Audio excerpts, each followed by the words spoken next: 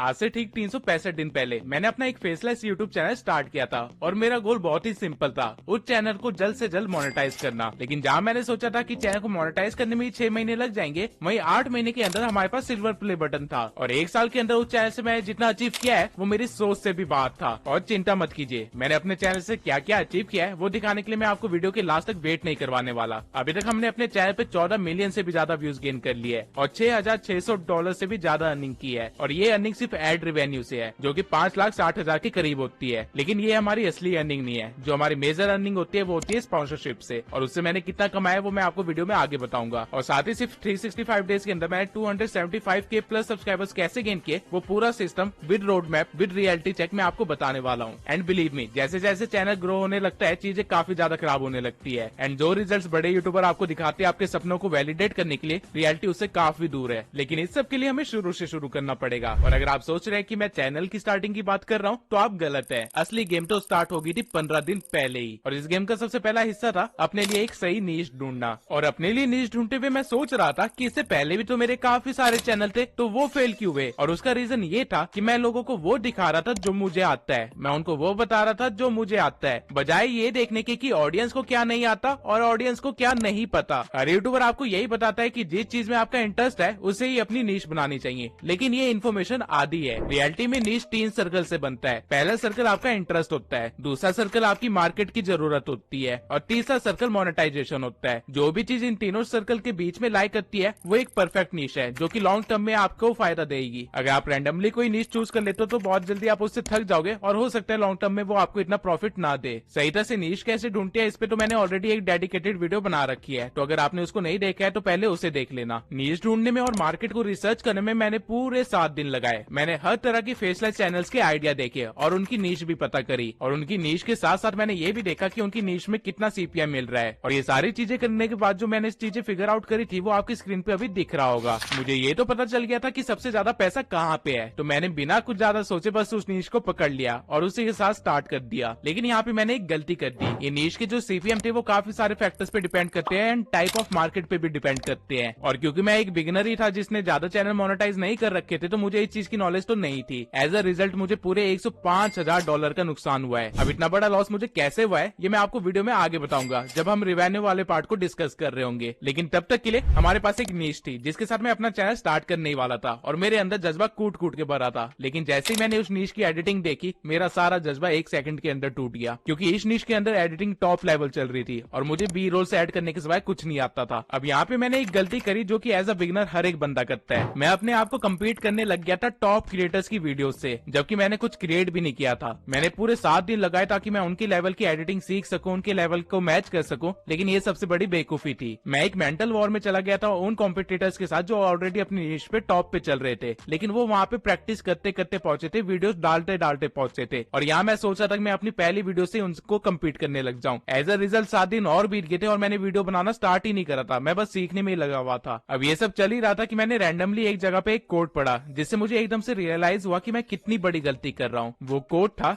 Just do it. ये पढ़ के मुझे एकदम से रियलाइज हुआ कि मैं जिन लोगों से कम्पीट कर रहा हूँ उनसे कम्पीट करने के लिए वीडियो तो डाल ही नहीं रहा हूँ, मैं सीखने में अपना सारा टाइम निकाल दे रहा हूँ। और यही करते करते मैंने 7 दिन और निकाल दिए अपने। अब ये जो चीज मेरे साथ हुई मुझे कहीं ना कहीं लगता है कि मेरी 90% ऑडियंस के साथ यही हो रहा होगा। आप लोग जो मेरी वीडियोस देखते हो कि यूट्यूब पे कैसे ग्रो हो, यूट्यूब की टिप्स एंड ट्रिक्स क्या है, कहीं ना कहीं आप लोग सिर्फ देखते ही रह जाते हो, इन चीजों को इम्प्लीमेंट नहीं करते। और ये चीज कोई और यूट्यूबर मेरी नीश में आपको नहीं बोलेगा, क्योंकि अगर उन्होंने आपको ये रियलिटी चेक दिया तो उनके व्यूज कम हो जाएंगे और कॉम्पिटिटर्स बढ़ जाएंगे। लेकिन मुझे उस चीज से फर्क नहीं पड़ता, इसलिए मैं आप लोगों को कह रहा हूँ कि स्टार्ट कीजिए, वीडियोस अपलोड करना स्टार्ट कीजिए, उनको इम्प्रूव करना स्टार्ट कीजिए, तो ही आप इस लेवल पे पहुंच पाएंगे जो कि आप चाहते हैं। सिर्फ टिप्स एंड ट्रिक्स देख के आपका कुछ नहीं होने वाला। अब जैसे मुझे ये चीज की रियलाइजेशन हुई तो मुझे जितना आता था जैसे आता था उसी के साथ मैंने अपनी वीडियो की प्रोडक्शन स्टार्ट कर दी और कुछ ही दिन के अंदर एक ट्रेंडिंग टॉपिक के ऊपर मैंने वीडियो बना के उसे अपलोड भी कर दिया। और ये वीडियो थी ट्यूब सेंसाई चैनल की पहली video. And can you guess कि मुझे कितने व्यूज आए होंगे उस वीडियो पे? टू योर सरप्राइज मुझे 45 डेज तक उस वीडियो पे 100 व्यूज भी नहीं आए थे। इवन पहले के 3 दिन तो मुझे एक भी व्यू नहीं आया था। जो भी व्यूज आप यहाँ पे देख रहे हो वो मैंने खुद को ही दिए थे अलग अलग डिवाइसेस से, ताकि यूट्यूब को थोड़े इंप्रेशन मिल जाए और वो मेरी वीडियो को सजेस्ट करना स्टार्ट कर दे। और ये है मेरे चैनल की सच्चाई। लेकिन मैं यहाँ पे रुका नहीं, बल्कि मैं हर हफ्ते वीडियो डालता रहा, क्योंकि मुझे पता था कि कंसिस्टेंसी से ज्यादा कुछ भी यूट्यूब पसंद नहीं करता। लेकिन उससे भी ज्यादा कोई फर्क पड़ा नहीं, क्योंकि एक के बाद मेरी एक वीडियो फ्लॉप होती गई और एक 1 महीने बाद जाके कहीं मेरे 100 सब्सक्राइबर्स कंप्लीट हुए थे।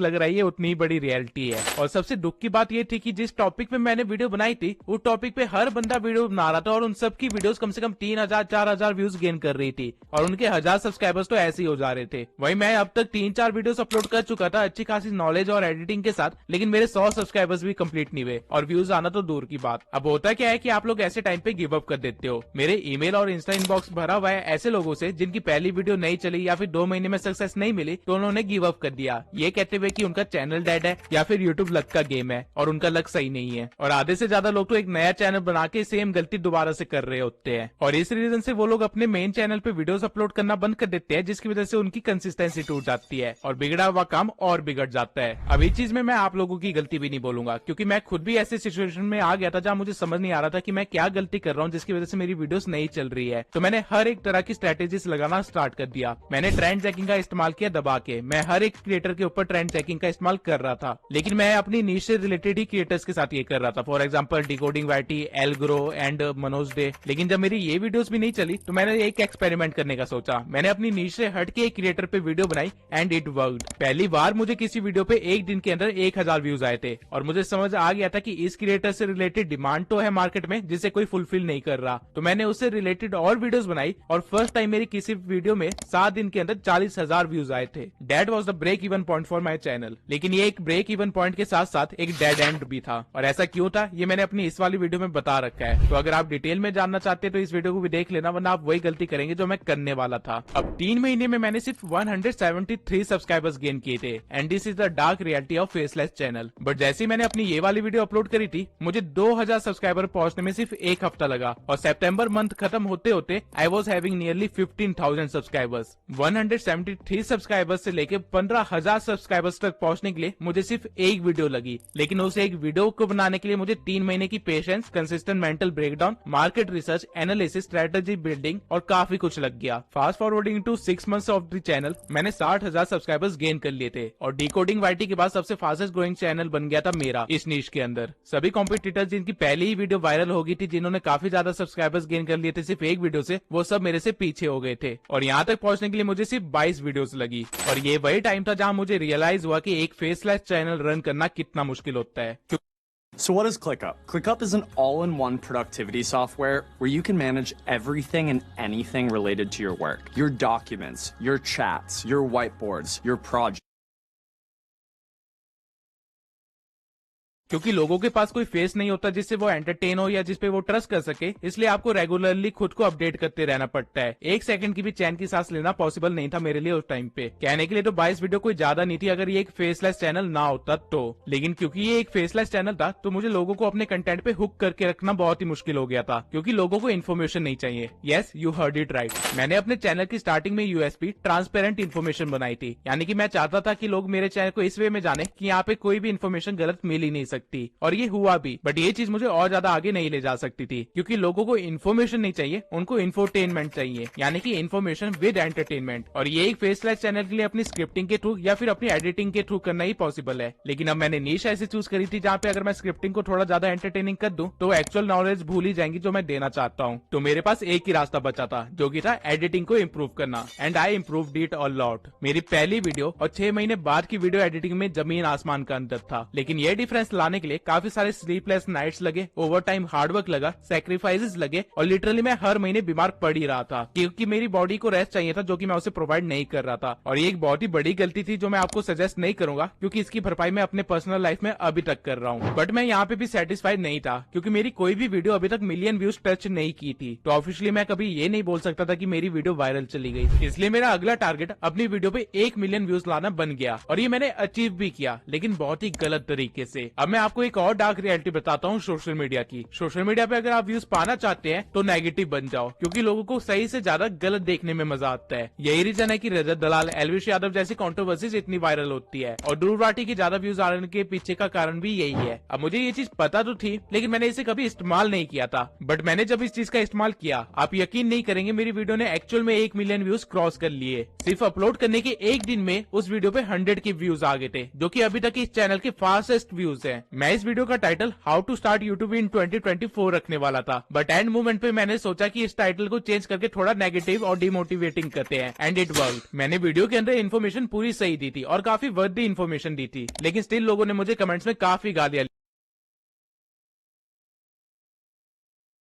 या तो मैं नेगेटिव टाइटल्स के साथ ही वीडियो बनाता रहूं जैसा कि मनोज डे करता है और लोगों की गालियां खा खा के अपना काम चलाता रहूं, या फिर मैं और मेहनत करके और अच्छी वीडियो बनाता रहूं और उम्मीद करूं कि मिलियन व्यूज आ ही जाएंगे। और मैं सेकंड मेथड को चूज किया, जिसकी वजह से आज तक उन वीडियोस के बाद मेरी किसी भी वीडियो पे मिलियन व्यूज तो नहीं आए हैं। अब ये चीज मैंने आप लोगों के साथ शेयर इसलिए करी क्योंकि जैसे जैसे आपकी ग्रोथ होगी आपकी नीड बढ़ते जाएंगे, आपकी वांट्स बढ़ती जाएंगे, और उसकी वजह से हो सकता है आप अपनी मोरालिटी को भूल के कुछ गलत कदम लेना स्टार्ट कर दे। लेकिन आपको ऐसा नहीं करना है। आप लोग मेरे सब्सक्राइबर्स है और मैं नहीं चाहता कि आप लोग कभी ऐसा कुछ गलत काम करे। बट अगेन यहाँ पे एक और डार्क रियलिटी है। डजंट मैटर आप कितने भी अच्छे बन जाओ, लेकिन अगर आप सोशल मीडिया पे हो तो आपको गालियां तो पड़ेगी ही पड़ेगी और आपको बेमतलब का हेट भी मिलेगा। और ये चीज मुझे तब रियलाइज हुई जब मैंने रिसेंटली अपनी एक लाइफ स्टोरी वाली वीडियो शेयर करी थी। उस वीडियो में मैंने कोई भी चीज बढ़ा चढ़ा के नहीं बोली, एक भी चीज झूठ नहीं बोली। जो चीज मुझे जैसे याद थी मैंने वो बता दी, लेकिन लिटरली लोगों ने वहाँ कमेंट में लिख दिया कि मैं फेक बोल रहा हूँ या फिर गालियां देना स्टार्ट कर दिया मुझे। और जब मैंने उन लोगों से कमेंट में पूछा कि वो ऐसा क्यों सोच रहा है कि मैंने फेक बोला है, तो उनके पास कोई एक्सप्लेनेशन नहीं था, बल्कि उल्टा वो 2 गालियां और दे रहे थे मुझे। अब मैंने कभी अपने चैनल पे कुछ ऐसा तो नहीं किया था कि जिसकी वजह से मुझे गालियां पड़े, ना ही मैं किसी कंट्रोवर्सी वगैरह में आया था, लेकिन स्टिल मुझे गालियां पड़ रही थी। और ये देखते हुए मुझे ये रियलाइज हो गया कि जैसे जैसे तुम्हारी पर्सनल ग्रोथ होगी, चैनल की ग्रोथ होगी, वैसे तुम्हारे हेटर्स भी ग्रो होंगे। और हेटर्स बनाने के लिए तुम्हें कुछ करने की जरूरत नहीं है, वो खुद ही बन जाएंगे। अब ये एक ऐसी चीज थी जिससे मैं बहुत ही ज्यादा अनजान था, क्योंकि सोशल मीडिया पे कभी इतनी ज्यादा फेम मुझे मिली नहीं थी पहले। बट एनीवेज हमने फरवरी 9 को 100K क्रॉस कर लिए, एंड अपने चैनल को स्टार्ट करने के 8 महीने बाद ही हमारे पास सिल्वर प्ले बटन मिल गया। अब मैं आप लोगों से झूठ नहीं कहूंगा, लेकिन इन 8 महीनों में से 1 महीना भी ऐसा नहीं था जब मेरे को स्ट्रेटेजी बिल्डिंग नहीं करनी पड़ी, वीडियो के आइडियाज ढूंढने में प्रॉब्लम नहीं आई। और कई बार ऐसा भी हुआ कि जो मैं स्ट्रेटेजी बिल्ड करी और वीडियो आइडिया ढूंढे वो फ्लॉप भी हुए, लेकिन मैं अपने माइलस्टोन्स को अचीव करता रहा क्योंकि मैं कंसिस्टेंट था। फेलियर हो या फिर सक्सेस हो, उसके साथ कंसिस्टेंट रहो तो यूट्यूब पे आपका ग्रोथ कंफर्म है। अब आई नो आप में से आधे से ज्यादा लोगों का टारगेट तो 100K ही होगा, तो मैं पहले आप लोगों के साथ वो सारी प्रॉब्लम शेयर कर लेता हूँ जो एक फेसलेस चैनल को 100K तक पहुंचने के लिए फेस करनी पड़ेगी। और ये वो प्रॉब्लम्स नहीं है जो कि हर यूट्यूबर कवर करता है, क्योंकि उनका इलाज तो हर किसी के पास है, लेकिन वो वर्क नहीं कर रहे हैं। प्रॉब्लम एक्चुअली में साइकोलॉजिकल प्रॉब्लम है, ऑडियंस की डिमांड को समझना प्रॉब्लम है। तो उन चीजों से कैसे कोअप करना है वो तो मैं आपको बताऊंगा, लेकिन उससे पहले प्रॉब्लम जान लेते हैं। सबसे पहली प्रॉब्लम है खुद का ब्रांड बनाना, क्योंकि अगर आप एक फेसलेस चैनल हो तो खुद का ब्रांड बनाना बहुत ही मुश्किल होता है। उसके बाद सेकंड पॉइंट है यूएसपी बिल्ड करना, यूनिक सेलिंग प्रोपोजिशन, यानी कि कुछ ऐसा यूनिक होना जिससे आपकी चैनल की आइडेंटिटी बने। तीसरा है ऑडियंस का ट्रस्ट जीतना, क्योंकि हमारी नीश में अगर हमारी ऑडियंस हम पे ट्रस्ट नहीं कर रही है तो हमारी नीश में हमारा होने का मतलब ही नहीं बनता। चौथा पॉइंट है कंसिस्टेंसी मेंटेन करना, जो कि पर्सनल लाइफ के साथ मेंटेन करना बहुत ही मुश्किल होता है। और पांचवा पॉइंट है कम्युनिटी बिल्डिंग, क्वालिटी कंटेंट बनाना, सही तरह से थंबनेल बनाना, सही तरह से वीडियो अपलोड करना, चैनल की सेटिंग सही रखना। ये सारी चीजें तो आपको बाकी सारे यूट्यूबर्स बता ही देंगे, मेरे खुद के चैनल पे इससे रिलेटेड काफी सारी वीडियोस है। बट ये कुछ ऐसी चीजें जो कि हर क्रिएटर के दिमाग में होती है, इसके ऊपर कोई डिस्कशन करता ही नहीं है। एज अ रिजल्ट आप लोगों को ये चीजें नहीं पता होती, आप लोगों को एक्सपीरियंस नहीं मिलता है, जिसकी वजह से आप फेल होते हो। तो अब मैं एक एक करके इन प्रॉब्लम्स के सॉल्यूशन भी आपको बता देता हूँ। तो सबसे पहला था खुद का ब्रांड बनाना। अब खुद का ब्रांड बनाने का मतलब ये नहीं होता कि खुद को सबसे बड़ा बना लेना, वो तो रिवॉर्ड होता है जो कि एक ब्रांड बनाने की वजह से आपको मिलता है। ब्रांड बनाने का असली मतलब ये होता है कि एक स्टोरी या फिर एक पर्सनैलिटी को लिंक कर देना अपने प्रोडक्ट से। फेस वाले चैनल ये बिना किसी दिक्कत के कर लेते हैं, क्योंकि उनकी फेस खुद ही एक पर्सनैलिटी होती है जो कि उनके चैनल से लिंक हो जाती है या उनके कंटेंट से लिंक हो जाती है। बट हमारे केस में ऐसा नहीं है, इसलिए अगर आप खुद को एक एज अ ब्रांड एस्टैब्लिश करना चाहते हो तो आपको अपनी एक यूएसपी बनानी पड़ेगी, और वही हमारा सेकंड पॉइंट है। यूएसपी का मतलब होता है यूनिक सेलिंग प्रोपोजिशन। अब जो फेस वाले चैनल्स होते हैं वो चाहे तो एक यूएसपी को सोच सकते हैं और अपने पूरे यूट्यूब करियर में सिर्फ उसी के साथ आगे बढ़ सकते हैं, उनका काम चलता रहेगा। बट एक फेसलेस चैनल ऐसा नहीं कर सकता।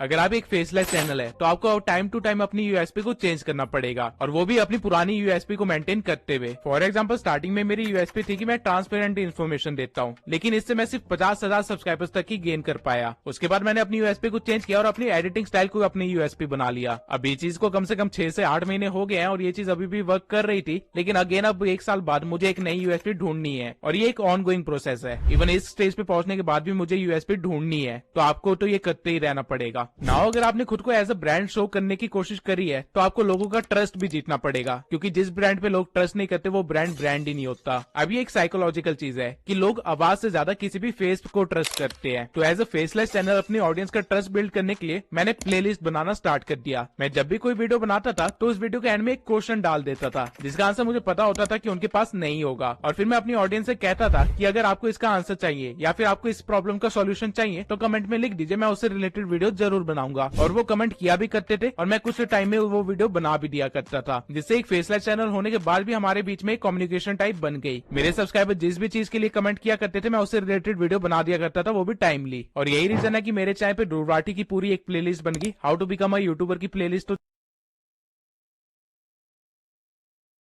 चली रही है, साथ में एआई टूल्स और इंस्टाग्राम की भी एक पूरी प्लेलिस्ट बन चुकी है। इन सभी प्लेलिस्ट की पहली वीडियो मैंने बस एज ए एक्सपेरिमेंट बनाई थी, लेकिन लोगों की डिमांड आई तो मैंने उनको फुलफिल किया। एज अ रिजल्ट उनका ट्रस्ट बन गया मेरे पे कि ये हमारी डिमांड को फुलफिल करेगा। अब ट्रस्ट बिल्डिंग एक स्लो प्रोसेस है तो उसमें आपको टाइम लगेगा ही लगेगा, एंड आपको टाइम देना भी चाहिए। लेकिन ये तीनों चीजें किसी काम की नहीं है अगर आपने यूट्यूब को ही इग्नोर कर दिया अपनी ऑडियंस के चक्कर में। तो यूट्यूब की एक लौती डिमांड है आपसे, वो है कंसिस्टेंसी। अगर आप वो मेंटेन नहीं कर पा रहे तो यूट्यूब आपको पनिशमेंट तो जरूर देगा, इंप्रेशन डाउन करके या फिर व्यूज डाउन करके। अब इस प्रॉब्लम का तो कोई भी स्ट्रेटेजिक सॉल्यूशन नहीं है। कंसिस्टेंसी मेंटेन करने के चक्कर में मैंने खुद भी अपनी हेल्थ कई बार खराब करी है। इसका सिर्फ एक ही सॉल्यूशन है कि आप काम को डाइवर्सिफाई कर दो, लोगों को हायर करो और एक टीम बिल्ड कर लो। बट जिस निश में मैं हूँ, मैं थंबनेल डिजाइनर और एक एडिटर के सिवाय किसी को हायर नहीं कर सकता। और राइट नाउ जिस लेवल की एडिटिंग आप लोगों को मैं अभी प्रोवाइड कर रहा हूँ, उस लेवल का एडिटर ढूंढना भी काफी मुश्किल होता है। तो इस चीज को आप एज अ ड्रॉबैक ले सकते हो एक फेसलेस चैनल का। अब सबको पता है कि यूट्यूब एक 3 से 5 साल का गेम है, और अगर आप 5 साल के बाद भी इस पर टिकना चाहते हो तो आपको एक कम्युनिटी बिल्ड करनी पड़ेगी। और एक फेसलेस चैनल की कम्युनिटी उतनी स्ट्रांग नहीं होती जितना एक फेस वाले चैनल की होती है। और यही रीजन है कि 3 से 5 साल के अंदर हर एक क्रिएटर अपना फेस रिवील कर ही देता है, चाहे अब वो टोटल गेमिंग हो या फिर कैरी मिनाटी हो या फिर फैक्ट टेक हो या कोई भी। इवन आगे चल के मुझे भी अपना फेस रिवील करना ही पड़ेगा अगर मुझे यूट्यूब पे बने रहना है। तो अब ये सारे तो वो चैलेंजेस थे जो एक फेसलेस चैनल को रन करने के लिए आपको सहने पड़ेंगे। लेकिन चैनल को रन करने के लिए आपको सिर्फ ऑडियंस की डिमांड को नहीं देखना है, बल्कि यूट्यूब के एल्गोरिदम को भी देखना है। और यूट्यूब की एल्गोरिदम की डिमांड्स बिल्कुल अलग होती है। तो इसलिए मैं आप लोगों को सजेस्ट करूंगा कि मेरी how to become a YouTuber playlist देख लेना, क्योंकि वहां पे सारी चीजें इन्फॉर्मेशन मैंने एक क्रोनोलॉजिकल ऑर्डर में दे रखी है। नाउ अभी तक मैंने आपको जो भी बताया वो सारी मेहनत हमने करी थी अपने चैनल को 100K क्रॉस करवाने के लिए, जिसके लिए मुझे 8 महीने लगे। बट 100K से 200K तक पहुंचने में मुझे सिर्फ 4 महीने लगे, और 200K से 300K तक पहुंचने में मुझे सिर्फ 3 महीने लगने वाले हैं। ये फायदा होता है कंसिस्टेंसी का। नाउ ये सारी प्लानिंग, प्लॉटिंग, हार्डवर्क, ये सब इंसान सिर्फ एक चीज के लिए करता है, पैसा। और पैसों के बारे में कोई भी यूट्यूबर खुल के नहीं बताता, but don't worry, tube sense है आपके लिए ये भी करेगा। यूट्यूब के एडसेंस से पहले महीने में मुझे सिर्फ $82 आए थे, और उसके 6 महीने बाद भी मुझे सिर्फ $500 तक ही अर्निंग हो रही थी। इतनी सारी मेहनत और इतने सारे क्योस के बाद भी मुझे सिर्फ $500 मिल रहे थे, जो कि ऑब्वियसली वर्ती नहीं था। और यही एक टाइम होता है कि यूट्यूबर की लाइफ में जब वो स्पॉन्सरशिप करना स्टार्ट करता है। रीजन ये नहीं होता कि उसको ब्रांड्स को प्रमोट करने में मजा आता है, लेकिन पॉइंट ये है कि आप सिर्फ यूट्यूब की अर्निंग के बेसिस पे नहीं बैठे रह सकते। बट यहाँ पे अगेन एक प्रॉब्लम थी, लोगों को स्पॉन्सरशिप नहीं पसंद। I have literally no clue कि इंडियन लोगों को स्पॉन्सरशिप इतनी नेगेटिव वे में क्यों दिखती है, बट ऐसा है।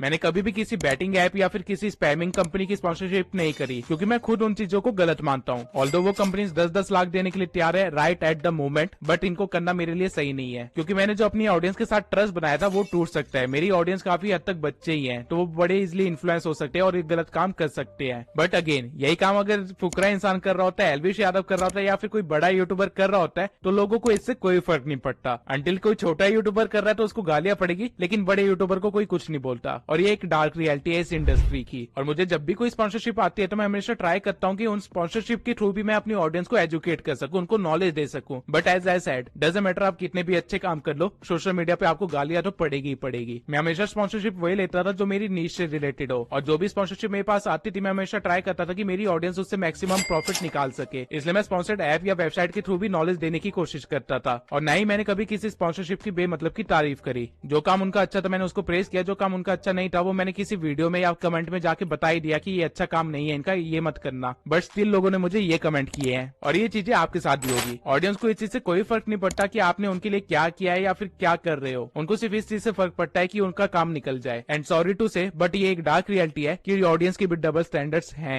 अगर कोई बड़ा यूट्यूबर या फेस वाला चैनल कोई अगर कुछ ऐसा गलत प्रमोट कर भी रहा है, भले वो ट्रेडिंग के थ्रू हो या फिर गैमलिंग ऐप हो या फैंटेसी ऐप हो, तो लोग उसको भी देख लेते हैं, उनसे इन्फ्लुएंस होकर काम शुरू भी कर देते हैं। लेकिन अगर एक फेसलेस चैनल होकर आपने ये गलती करी तो आपको जो गालियां पड़ेंगी उससे आपको सिर्फ भगवान ही बचा सकता है। अब एक बार ऑडियंस की साइकोलॉजी को साइड रख के मैं आपको एल्गोरिदम का भी बता देता हूँ कि स्पॉन्सर्ड वीडियो से एल्गोरिदम पे क्या फर्क पड़ता है। आप जब भी कोई स्पॉन्सर्ड वीडियो करोगे तो आपको हमेशा उस पर कम व्यूज आएंगे। एज अ रिजल्ट जो आप अगली वीडियो डालोगे उस पर भी कम व्यूज आएंगे, क्योंकि पहली वीडियो पे जब कम व्यूज आए थे तो आपके रिटर्निंग व्यूज कम हो गए थे, और अगली वीडियो जो आपने डाली यूट्यूब ने उसको उतने ही लोगों को दिखाया जितने ने पिछली बार आपकी वीडियो देखी थी। तो मतलब आपका एक रेशियो गिर जाता है रिटर्निंग व्यूज का। लेकिन इससे टैकल करने का एक सॉल्यूशन है जो मैंने फाइंड आउट किया था और मेरे लिए वर्क करता है। आप जब भी कोई स्पॉन्सर्ड वीडियो डाल रहे हो तो उसकी अगली वीडियो कोई ऐसी डालना जो बहुत ही ज्यादा ट्रेंडिंग हो, या फिर एक बहुत ही जनरल ऑडियंस के लिए बहुत ही ब्रॉड कैटेगरी का कोई टॉपिक उठा के डालना जिसको बहुत ज्यादा लोग देखे। अगर आप ऐसा करते हो तो आप अपने ऑडियंस को मेंटेन कर पाओगे, अपने व्यूज को मेंटेन कर पाओगे, वरना आपका चैनल धीरे धीरे डेड हो जाएगा। एंड ट्राई करना कि ज्यादा स्पॉन्सरशिप ना करो। आप कितना कंटेंट डाल रहे हो उस हिसाब से देख के स्पॉन्सरशिप करना, अदरवाइज मत करना। अब मैंने फाइनेंशियल एक्सपेक्ट को लेके आपको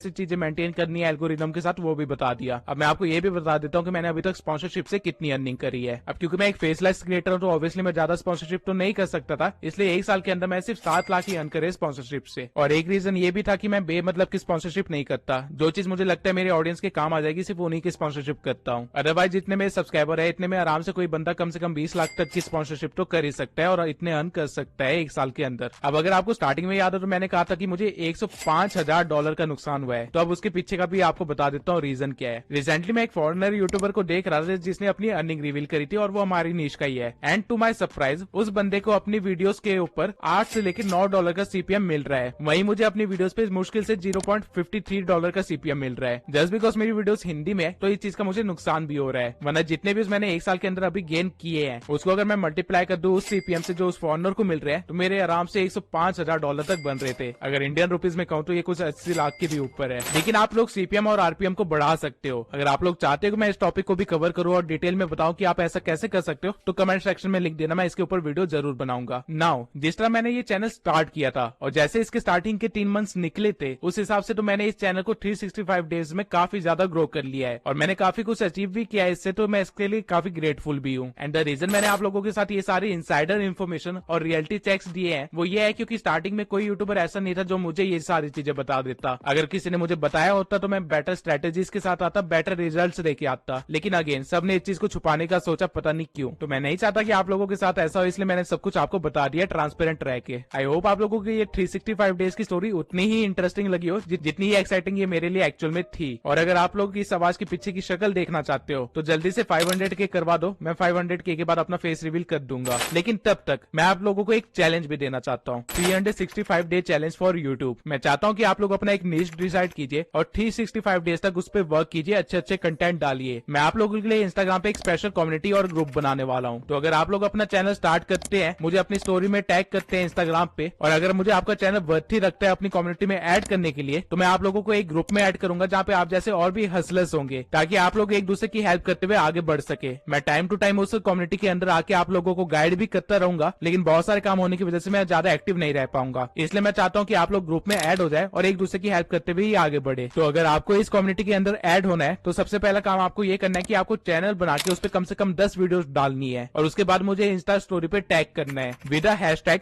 365 यूट्यूब चैलेंज। उसके बाद मैं आपके चैनल को एक बार रिव्यू करूंगा, वेरीफाई करूंगा और देखूंगा कि आपका चैनल कम्युनिटी में ऐड करने लायक है या नहीं। एक बार आप कम्युनिटी में ऐड हो जाते हैं तो आपको आप जैसे काफी सारे लोग मिलेंगे जो आपको ग्रोथ के लिए हेल्प कर देंगे, आपको टिप्स भी देंगे, आप लोग एक दूसरे के साथ कोलैबोरेट भी कर सकते हो और